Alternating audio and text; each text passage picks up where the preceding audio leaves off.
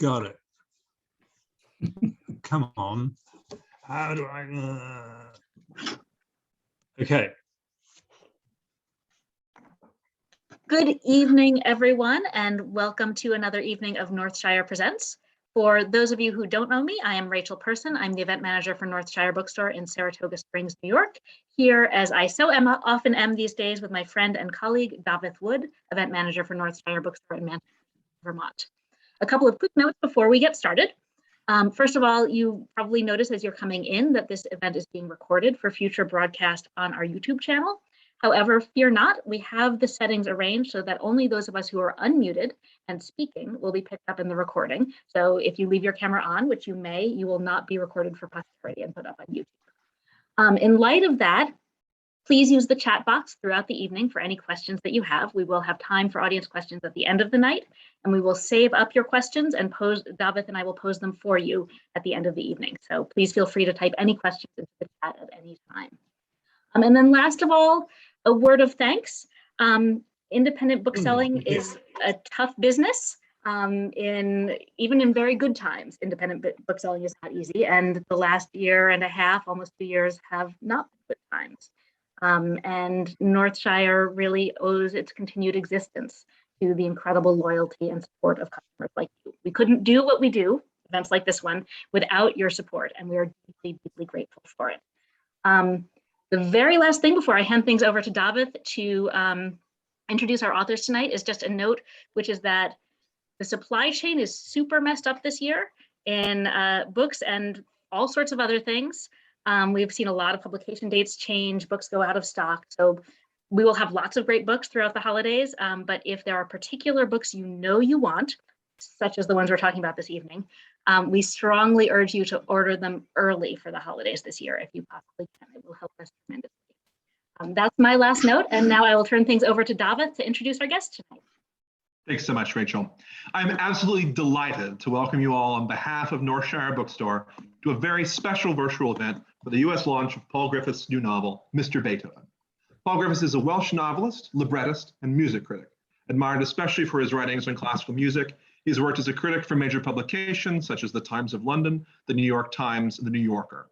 His first novel, Myself and Marco Polo, was published in the UK in 1981 and won the 1990 Commonwealth Writers' Prize. He's published 2 other novels, The Lay of Sir Tristram, and Let Me Tell You, and a collection of short stories, The Tilted Cup, along with books of music history and criticism and several libretti. Mr. Beethoven, shortlisted for the 2020 Goldsmiths Prize and longlisted for the Republic of Consciousness Prize 2021, has been called a formidable display of fantasy scholarship, a riddling, playful, and often very funny investigation of literary form, and a novel of great wit and empathy that provides a deep insight into composition of both classical music and historical literature, and confronts the challenges of reimagining the past with an irresistible spirit of spontaneity. And we are enormously lucky today to be joined tonight by Alex Ross. He has been the music critic of The New Yorker since 1996. He is the author of The Rest is Noise, Listening to the 20th Century, Listen to This, and most recently, Wagnerism, Art and Politics in the Shadow of Music. In 2008, he was awarded a MacArthur Fellowship. Wagnerism, a Northshire staff pick, was named one of the best books of the year by the New York Times, Chicago Tribune, Pitchfork, and elsewhere. And reviewers rightly call it a work of enormous intellectual range and subtle artistic judgment that pokes and probes the nerve endings of Western cultural and social norms as they are mirrored in more than a century of reaction to Wagner. Nothing less than a history of ideas. Please join me in welcoming to Northshire Bookstore, Alex Ross and Paul Griffiths. Why don't y'all take things away? Well, greetings. Thank you so much, David. And it's wonderful to be here in conversation with Paul, whom I've known for many, many years, and whose writings in various media I have long admired, including especially this marvelous novel, Mr. Beethoven, which I think will be the focus of our presentation. But Paul, it's just very good to see you across a couple of continents and many time zones.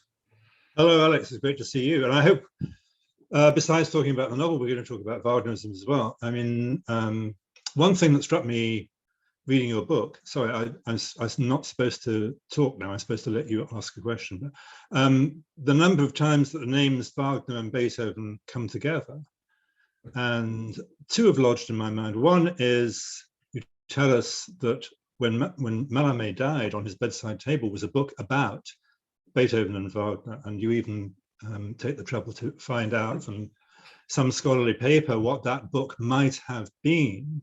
And then we have a quotation a few hundred pages later in this magnificent encyclopedic book from Martin Luther King, talking about Wagner's operas and Beethoven's symphonies as maybe giving us some sense of the divine. So I can hardly think of two people who have a place in all our culture, if we still have a culture, two people as different as Mallarmé and Martin Luther King, and there they are, both of them obviously feeling the importance of Beethoven and Wagner. And I wanted to talk, if we could, I mean, Wagnerism is basically about after Wagner, what was made of Wagner by people coming after. But the person you probably refer to most before Wagner is Beethoven.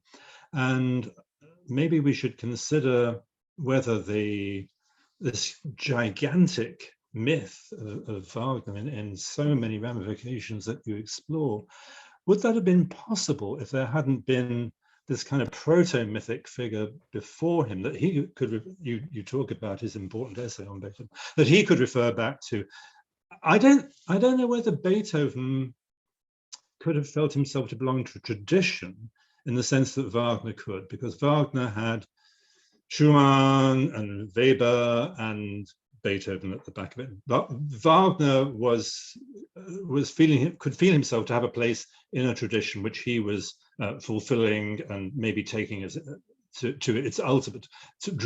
it to its ultimate conclusion. I don't think Beethoven could have felt that. Obviously, he owed a lot to Haydn. I'm sorry, I'm talking too long. But I don't think he could have felt himself to belong to tradition.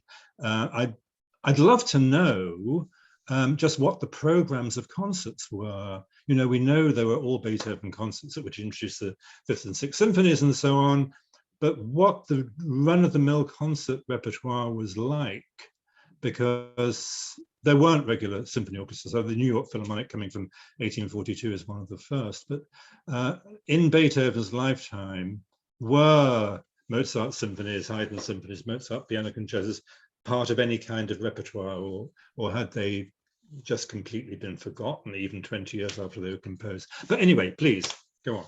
Yeah. No, it's a very important question, and I think what happened sort of somewhere in this span of time between Beethoven and Wagner has done so much to shape the musical world in which we now live, the one that you and I have devoted so much of our lives to writing about, the world of classical music. Something shifted in this period, and nothing was the same after. And I think we're still dealing with the ramifications. And it really is about the elevation of the composer to a kind of semi-godlike status. And I sort of have the feeling that this is something that happened to Beethoven without him desiring it, working toward it, or even necessarily being aware of it. I think, Beethoven emerged from a much more artisan-like, sort of guild-like musical culture, in which sort of families through the generations worked in music and were composers and were music directors. That is the world out of which Beethoven came, and he participated in the dawning of whether you want to call it romanticism or sort of post-Enlightenment revolutionary period, and certainly had high ambitions for his works to play a new and extraordinary role in the world. But I just don't think that he saw himself as a mythic character. And I think this is what makes him quite a charming figure to think about. I think especially in terms of fiction. He knew his value. I mean, he knew. Yeah, he knew his value, but he did not think of himself as someone who would just be, I think, just echoing down through the ages.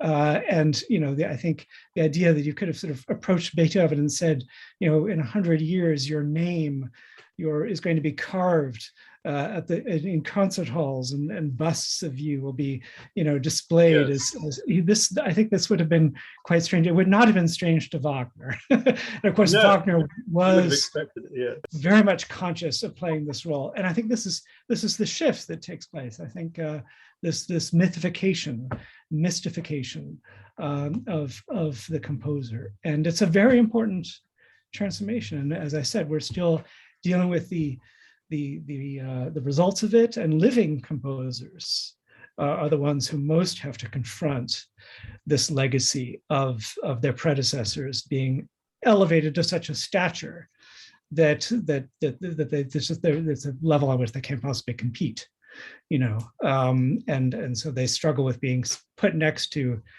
Beethoven on a program. And it's not that your work is going to necessarily sound puny next to Beethoven, the results are going to be worthless next to Beethoven. It's that the audience will have been trained to listen to Beethoven in a particular way, and they are not going to be able to listen to your work in that same way, unless you're an aesthete, which is useless. They're not going to get a second chance. We shouldn't talk about the woes of contemporary musical culture, but the difference between the contemporary composer and Beethoven is that Beethoven's works are going to be done again and again and again and again. And as we know, the first performance is so often the last, or a piece is done 20 years later or something. We have a vast production of outstanding music, which neither of us can keep up with. I mean, it's impossible. It's completely impossible. I mean, I wrote a book about modern music back in the late 70s, and it was kind of possible, if you kept up with, 50 composers, you were kind of covering the field. But those 50 composers have, as it were, spawned 500 each more, and those five, and the situation is now, one shouldn't speak a bit with regret, but I mean, it's a completely different kind of field. Anyway. Yeah. And I think, going back to your point about what concerts were like in Beethoven's time, I mean, it was a very miscellaneous program, and lots of names in circulation that are now unfamiliar to us, or sort of barely recognizable. I don't think, from my general impression, that Mozart's symphonies were being revived all that often. It's more in the opera world that Mozart's operas remained in circulation after his death. And the one that was most popular in the early 19th century was Clemenza di Tito. Mm-hmm. Oh yeah, right. Yeah. Because it was not well known, and so people played that much more than they did Marriage of Figaro. It's curious. Yeah, Haydn, they were still finding a way towards what was going to be established, I suppose, by Wagner's time, the middle of the 19th century. Repertoire was probably very much what it still is now, in terms of opera and symphony concerts. And Handel and Haydn's oratorios were very often played, but Haydn's symphonies less so. I think they certainly remained a presence in London. But it was just all about the churn. It was all about sort of the new work. And there's a famous anecdote about an unlucky music critic who compared in his review two recent symphonies in the key of E-flat major, one by Beethoven, the Eroica Symphony, and one by Anton Eberl. And he found the Eberl Symphony more to his liking. And the Beethoven Symphony was needlessly prolix and confusing and so on. And so we look back and we laugh at this poor man. But I have no reason to doubt that this was his honest feeling about the matter. Sure. He genuinely enjoyed the Eberl Symphony more than the Beethoven, and then the notion that he sort of got it wrong, I think fundamentally misunderstands the nature of musical culture at that time, which was to keep up with the new, not to kind of find the single composer whom one could bet on as in a horse race, for the future. It was just sort of whatever kind of seized your attention and sort of entertained you in that moment. So we just have a very different, as one question that I always kind of bat away that people ask me is sort of, of all these kind of contemporary composers that you get so enthusiastic about, which ones are really still going to be played in 50 years or 100 years with, the unspoken undertow is let's hope there's going to be a planet to play them on. Well, exactly, yeah. But this is just not my job to predict what people will find valuable 50 years from now or 100 years ago. It's, anyway, we're getting a little bit off track, but I think,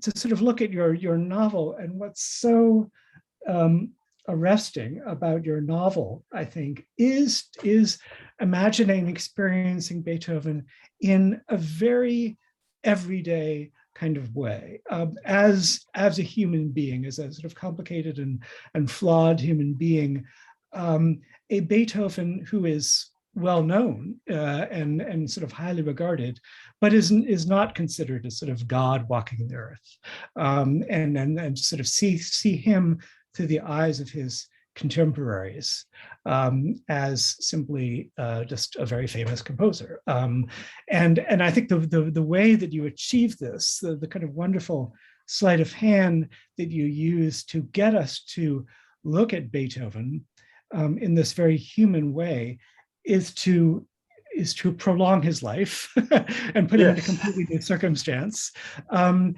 thereby to get away from that syndrome of sort of novels about well-known artists, composers, where it's sort of about taking the biographical record and just kind of fleshing it out and sort of filling in details and adding kind of stream of consciousness model, but just basically kind of embroidering the factual record. So here you have leapt beyond the factual record, and yet at the same time you are still using the factual record in a very concerted way. And I was wondering if you could just talk about the impulse that led you to write such a book to begin with, and how you went about constructing your own Beethoven out of the Beethoven the materials that are in circulation.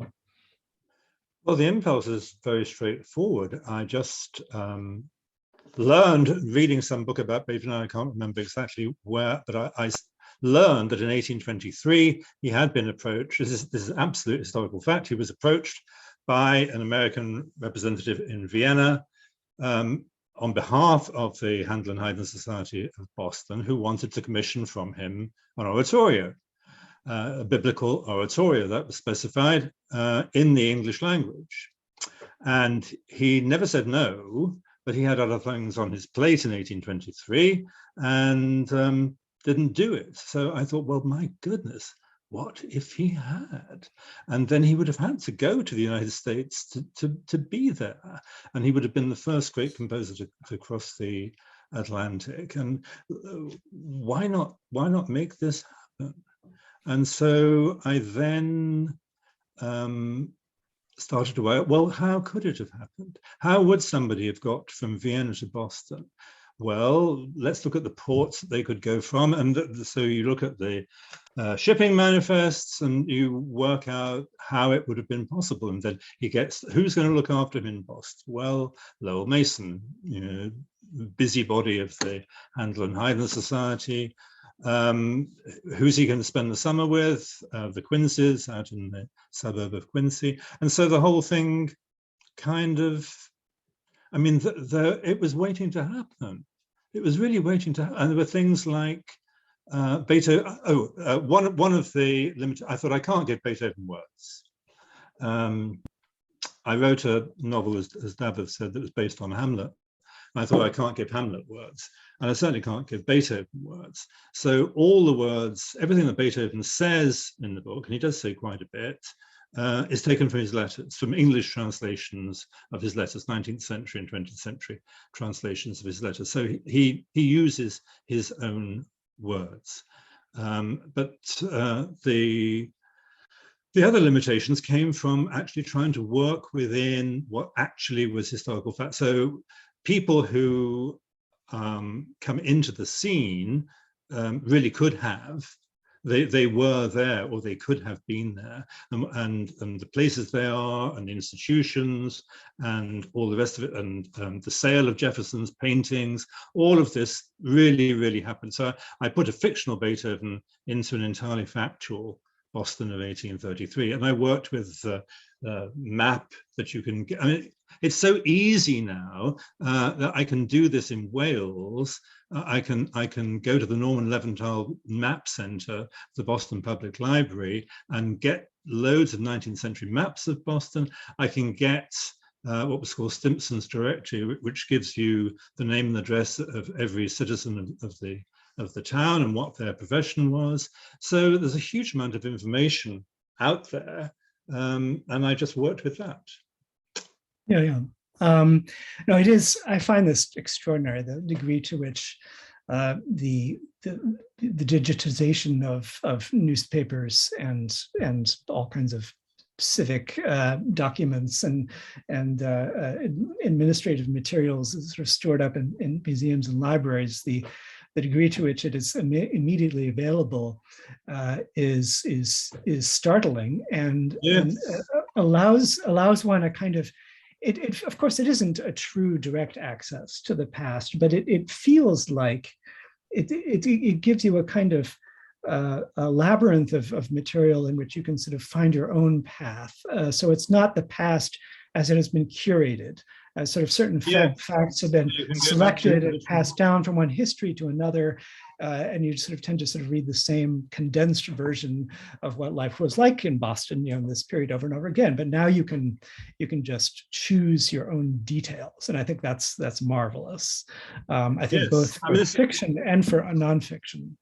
This is a book that couldn't have been written 20 years ago, 25 years ago, certainly. And although it's a historical novel and people are in the 19th century, it's also, to me, a novel of the 21st century, in that I expose to the reader where I have found information. I mean, in some cases, a chapter is entirely like any other historical novel that you're going to read. But in some cases, I'm telling you, well, I'm saying this because this is what you can find out. Right. So I wanted to open that to the reader and indicate it is a novel of our time, as well as being a historical novel. Yeah, there's a wonderful texture, I think, as you reveal essentially the steps of your own browsing as you go sort of searching for the materials, but not in a kind of, it's more indirect. It's quite subtle the way the reader is sort of led through your own kind of research process. But I also want to sort of fill in for those watching this aspect of a technique which you have used before in your work, I think most notably in Let Me Tell You, which is essentially, I'm not sure quite how to phrase it, sort of having a fund of pre-existing language on which you draw for fiction. So the Let Me Tell You, the entire novel is limited to I'm not going to remember the exact number, 480. It's a little under 500, 483. It depends how you count.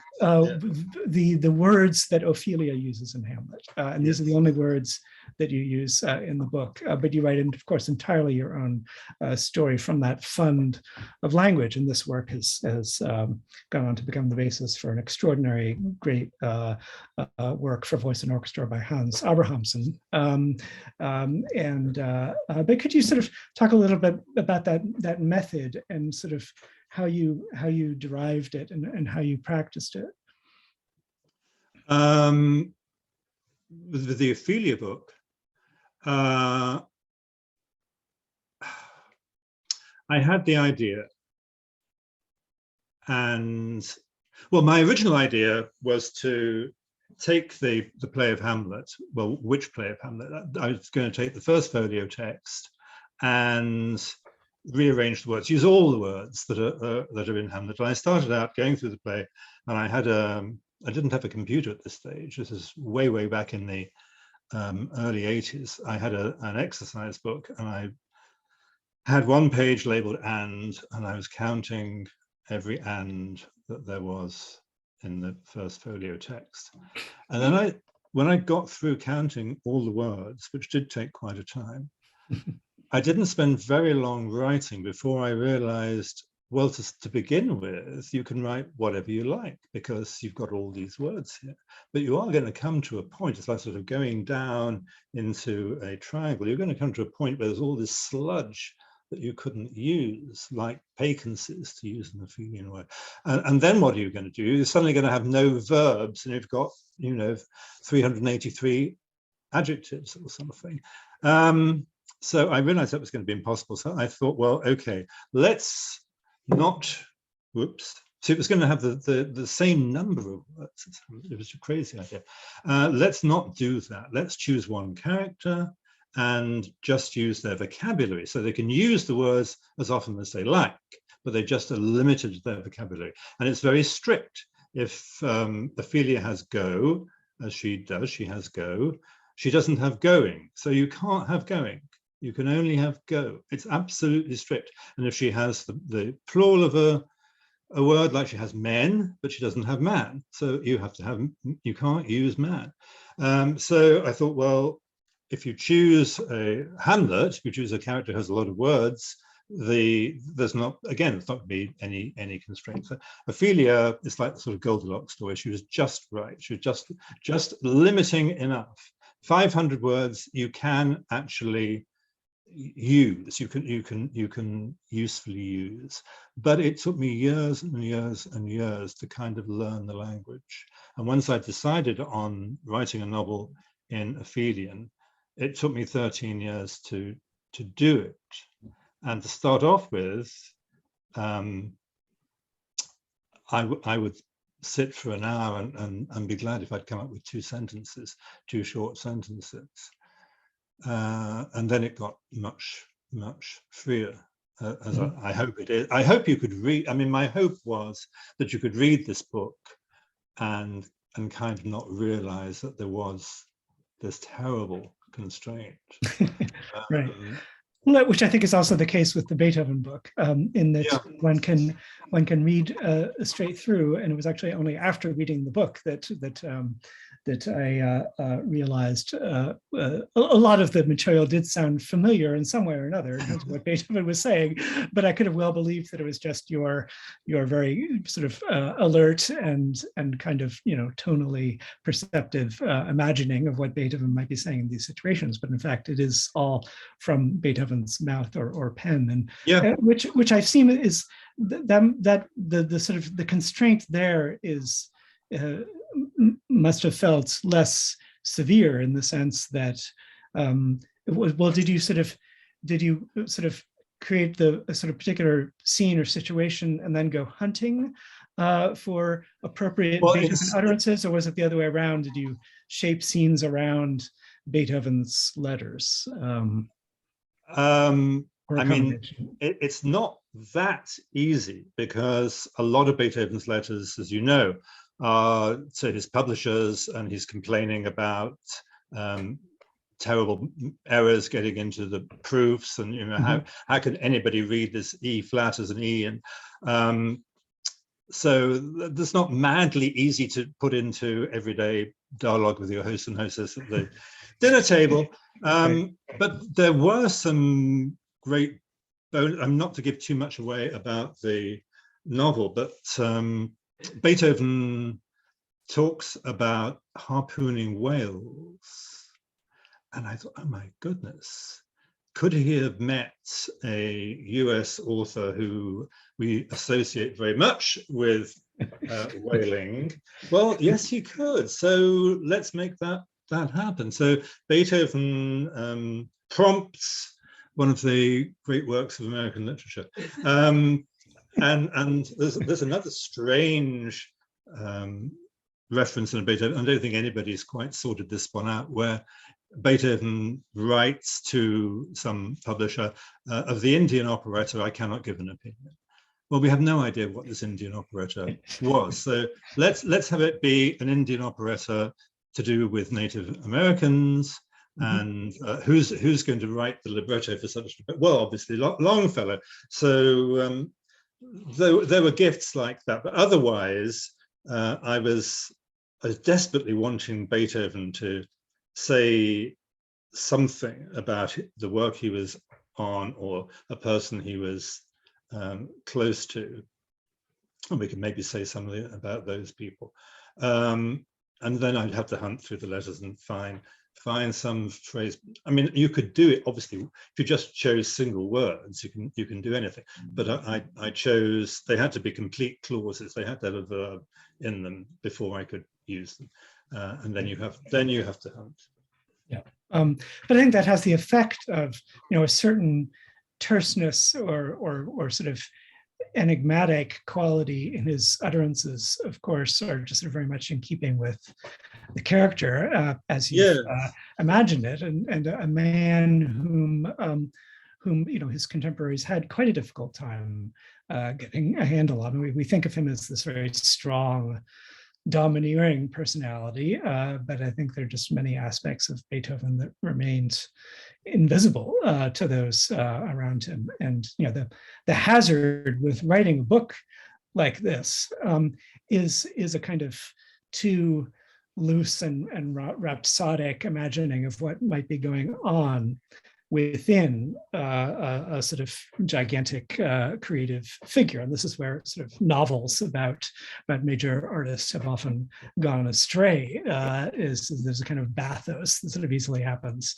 when you have Michelangelo sort of thinking aloud about the sort of the Sistine Chapel.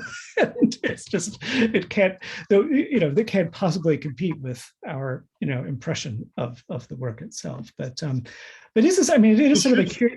No, sorry, go ahead.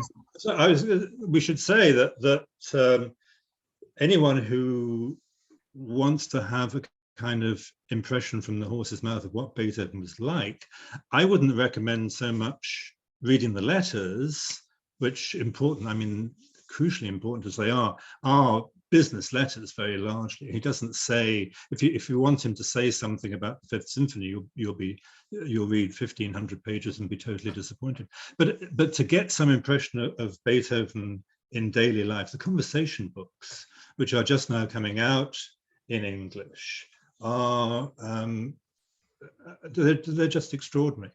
And I would recommend anybody to pick up a volume of those in a library, and then they will get some impression of what Beethoven was doing sort of through his day, where he went. He browses in bookshop windows, notes down titles that he thinks might be of interest. He goes into a coffee house and reads a newspaper, and if there's an advert or a little piece in the paper, he will copy that down. So that certainly taught me a lot. And I think anybody who is interested in knowing what Beethoven the man was like, rather than reading the letters or even any biography, though there are some excellent ones, as we both know, the conversation books really take you there. You're almost looking over his shoulder. Yeah, there's the mundane quality of it is so absorbing because we just usually don't have. The other case that immediately comes to mind of someone whose mundane daily activities are notated in a very precise fashion is Wagner. The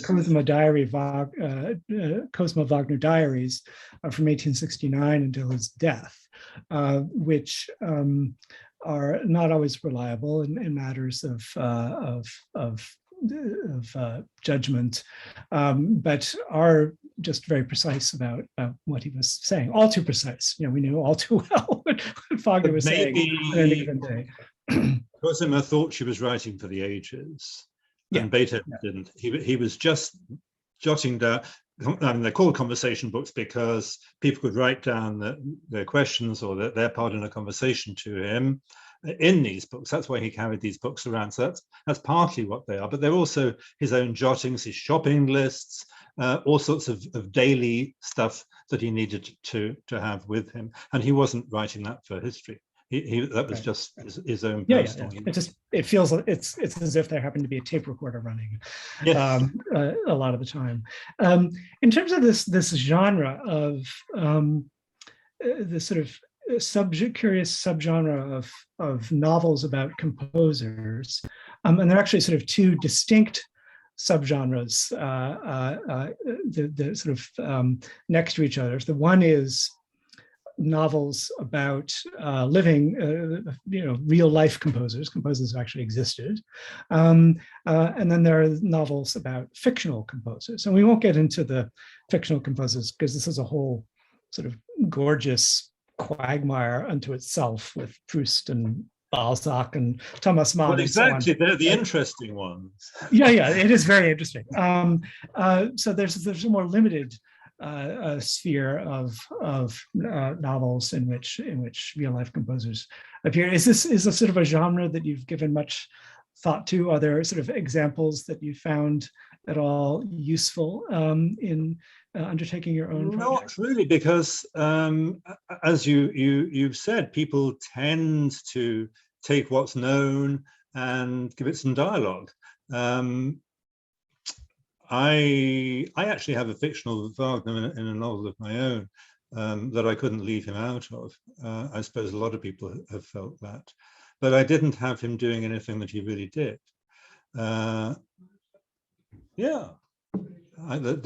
What? Wagner.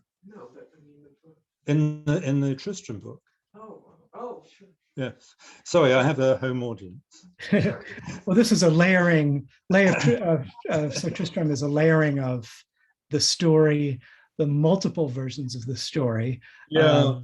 Every iteration is different, and then Wagner's telling of it and Wagner's creation of it, and then the sort of all the elaborations ever since, which is a fascinating exercise. But it's not necessarily, it's not a book in which Wagner is the central character. I actually speculated in passing in Wagnerism, in contemplating the fact that Wagner too was offered or contemplated a trip to America on several occasions, and particularly after the failure of the Bayreuth Festival, the financial failure of the Bayreuth Festival in 1876, and various other misfortunes that he was experiencing, many of them of his own creation. He was very tempted by the idea of going to America, and actually had discussions with his American dentist, Newell Jenkins, about how this might be arranged. And they came up with a prospectus in which Wagner would be offered $1 million to move his family there. And the American government would be granted ownership of all future works by Wagner. That might have been a good deal. It actually would have turned out to be a very good deal, because Parsifal, I think they would have sort of gone into the black fairly quickly with Parsifal. Yes. But it's absurd to contemplate. But I actually sort of commented in passing, this would be a wonderful historical novel of Wagner in America. But I don't know whether how valuable it would be in the end. But yeah, I think it is extraordinarily difficult to pull off. And I found reading your book this wonderful sense that I was quite willingly believing after a while in the idea of Beethoven and in America. And I think it was not only the facticity of the dialogue emanating from Beethoven himself, but somehow the mixture of the sort of mundane and verifiable with these sort of more fantastical occurrences that you conjure up in America, and your own self-consciousness about the exercise made it somehow all the more believable that this is happening, rather than a kind of biopic sort of approach to sort of reimagining the already known. Yeah. Oh yes. I mean, I don't know what one can do in writing a novel and sticking to the biographical facts. I mean, as a reader, I'd much rather read a well-researched biography of Mozart than somebody's historical novel of Mozart. I mean, I wouldn't quite see the point. You know, has at the end of the process, how did you evolve your own sort of enriched sense of who Beethoven was, or did you sort of find yourself at the end of the process contending with all of the same questions and quandaries, contemplating a figure as enormous and as complicated as Beethoven? Yeah, I don't think I learned too much, nor would I terribly much recommend the book as telling you a lot about Beethoven. Though, I mean, obviously, I had to come up with the piece. I mean, I had to invent what he's gone to America to write, the biblical oratorio that was commissioned. So I had to kind of, well, what sort of turns could Beethoven's music have taken in the 6 years that he's allotted, and what other pieces could he have written, and what maybe inhibitions could he have overcome? So I'm not saying that I learned so much about Beethoven here, but I learned a little bit about maybe where he might have. I mean, this is surely a fascinating question for all of you. Where would some lives seem complete? Wagner's is a very good example. I mean, what would have happened if he died in the middle of the ring or something? But he does the ring, and then he does Parsifal. I mean, it's perfect. Well, I mean, then he was supposed to write symphonies. Well, who knows? Yeah, it just seemed perfect.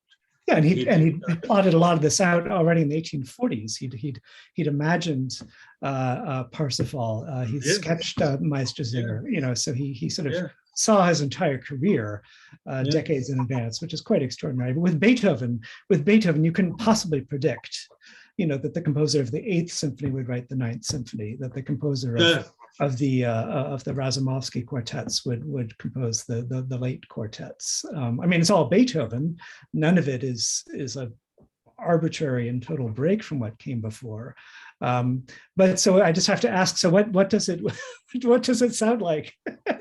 What does tell us about the all I know about it is in books. But I mean, there are, on the other hand, of course, we all know great composers who departed this world far too soon.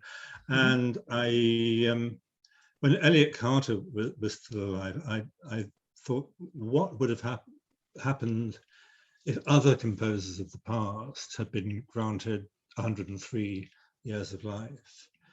And if you look at Schubert, he gets into the 20th century that way. I mean, it's just, what on earth could Schubert have been writing if he'd heard Mahler? That's maybe another novel somebody should write about. Schubert's late works. Right. But then, I mean, sometimes it seems that the next generation, and it really is a generation between Beethoven and Wagner. I mean, Wagner was in his teens when Beethoven died, so it's not such a long time. But would Wagner have been Wagner if Beethoven had still been alive?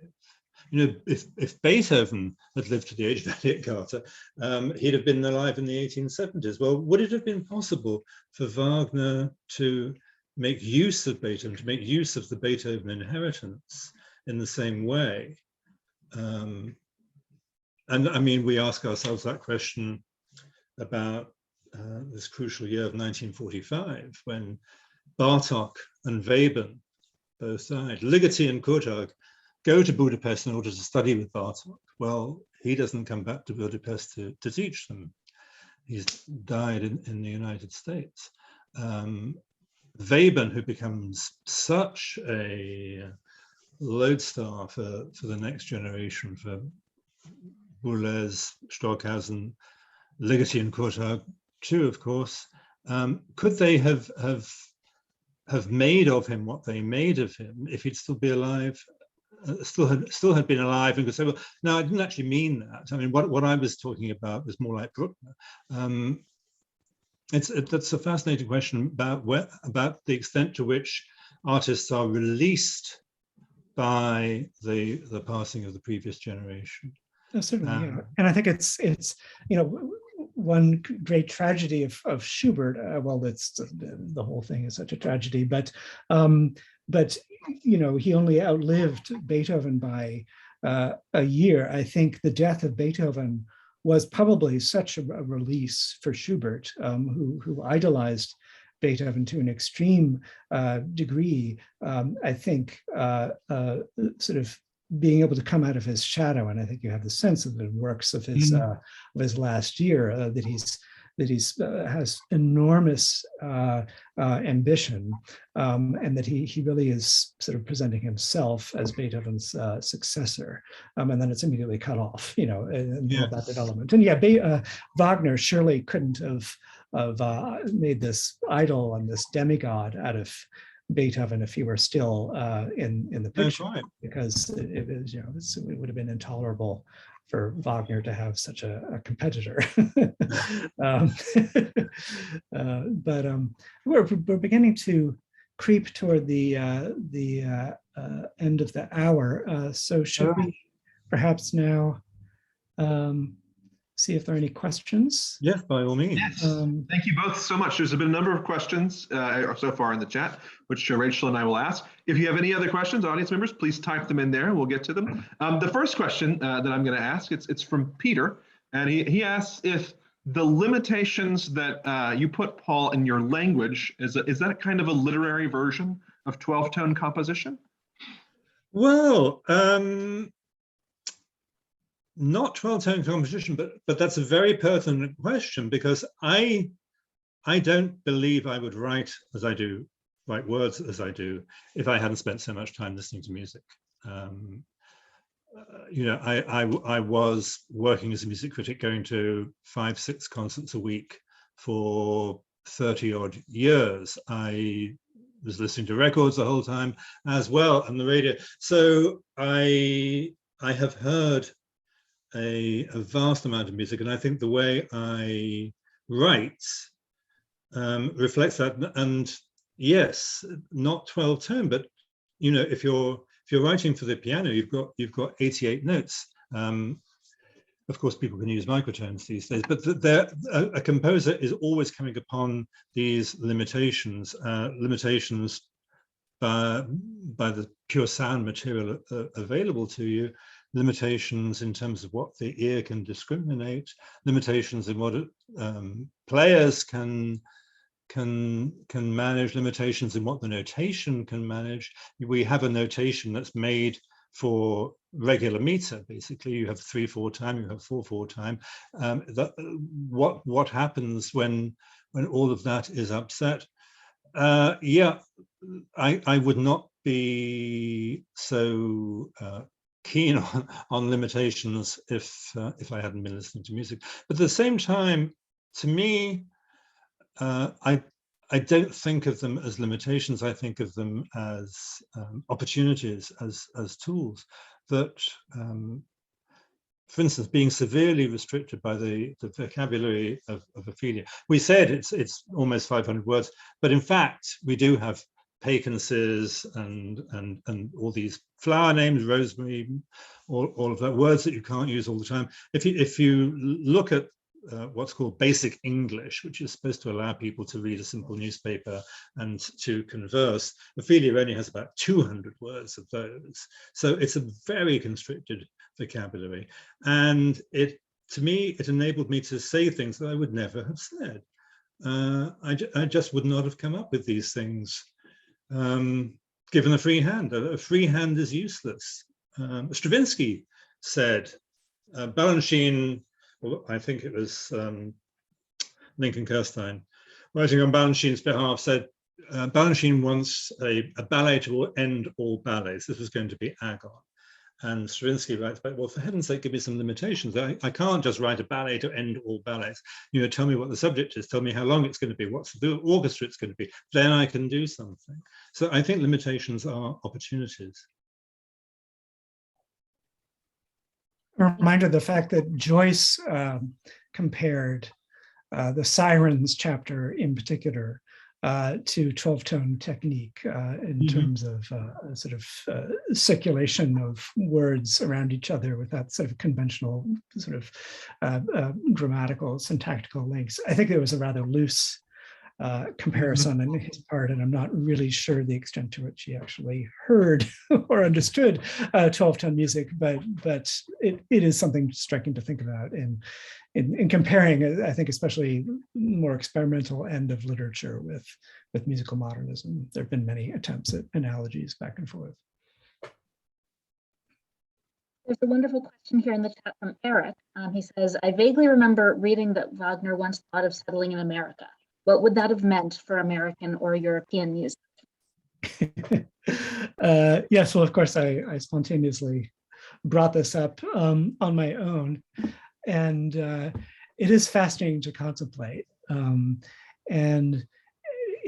And it's sort of relatively easy to imagine the kinds of contacts that he would have made.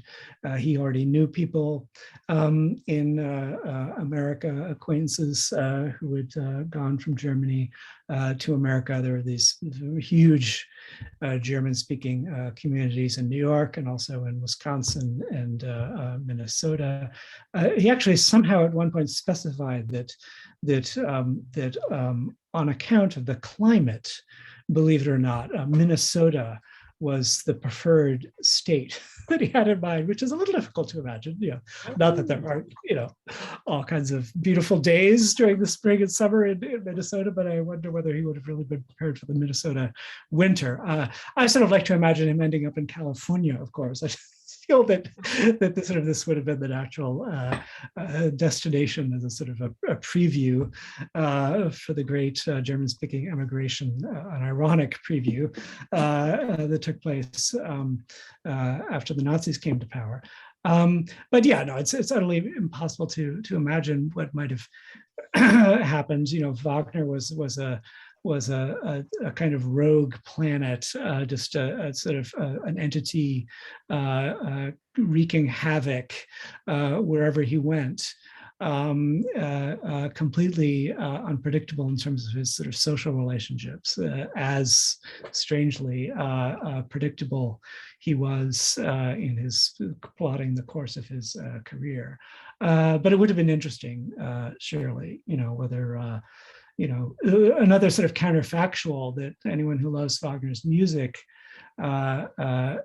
thinks about is whether there could have been a moment in his life where he would have been persuaded of the idiocy and the malignancy of his views about Jewish people. Could being sort of thrown into a new environment such as America, where anti-Semitism existed, but was considerably less virulent, I think, in form than in the Germany of the late 19th century. Might he have, in a sense, snapped out of it, or at least began to doubt, himself on this point. And unfortunately, there really is no sign that he ever doubted himself about his anti-Semitism. It's just almost nothing you can cling to in that regard. But I suppose it's nice to think about nonetheless. There's an earlier question in the chat from Gene.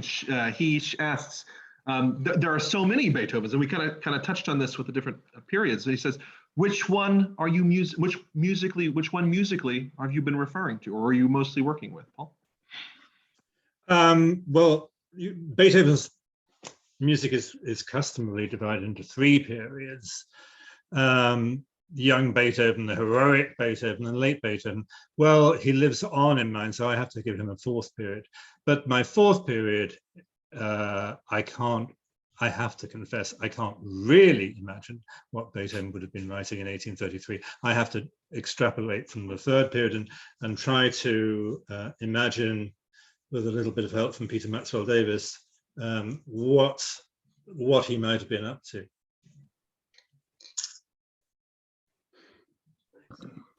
And partly you don't really spell it out all that clearly, what this Well, come is on. going to sound like, and that sort of allows the reader to sort of project your own kind of vague imagining of what the later Beethoven might have sounded like. So it becomes a game for the reader as well as for you to imagine. Yes, well, it's all a matter of being very precise in the ways that you don't really need. Like you might be told what instrument is playing. Well, okay, it's bassoon. What's it doing? Yes. No, I mean, I have a little notion of what Job was like, but not too much. Thank you both so much. I'm afraid we're just about out of time, Sure. but this has been an absolute delight. You can order the books at northshire.com. Mr. Beethoven is out today. We're here on our US launch. Paul, Alex, this has been just a real pleasure. Thank you so much. Thank you, David. Thank you so much. Thank you, Bye-bye. Paul. Bye-bye. Bye, Alex. We'll see you at another Northshire Presents virtual event soon. Take care. Bye-bye.